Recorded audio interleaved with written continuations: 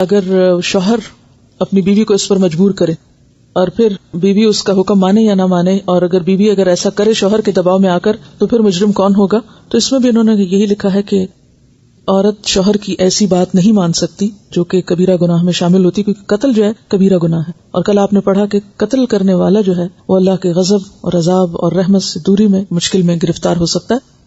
تو اس میں انہوں نے تفصیل کے ساتھ 2-3 مختلف علماء کے فتاوی جو ہیں وہ دیے ہوئے ہیں، اور اس میں انہوں نے پھر اگر کوئی عورت ایسا کرتی اور خاص شوہر کے کہنے پہ ایسا کرتی تو شوہر اور بیوی دونوں کو دیت ادا کرنی ہوگی اور کفارہ دینا ہوگا۔ یہ سارے اس کے ریفرنس وغیرہ موجود ہیں، تو پلیز آپ لوگ خود اس سائٹ سے دیکھ لیجئے تاکہ آپ کو مزید معلوم کرنا ہو تو آپ اسے وہاں سے کم از کم دیکھ کے وہ کر سکیں۔ اور اس میں پھر آپ دیکھیے کہ کوئی غلطی سے ایسا کر چکا ہو یا کسی کے مشورے سے یا کسی جذباتیت کی وجہ سے، لا علمی اور جہالت کی وجہ سے، تو زندگی میں ہی توبہ کر لینا، کفارہ دینا اور کثرت سے استغفار کرنا جو ہے وہ بے حد ضروری ہے، کیونکہ انسانی جان کا معاملہ کوئی آسان معاملہ نہیں ہے، اور ہر جان ایک الگ جان ہے، اس کا مالک اس کا رب ہے۔ کسی انسان کو اختیار نہیں کہ وہ کسی دوسرے کی جان لے، کیونکہ کسی کی جان لینا انتہائی گھناؤنا جرم ہے، اور کسی کو اس کے زندگی کے حق سے محروم کرنا جو ہے یہ کوئی کھیل نہیں ہے۔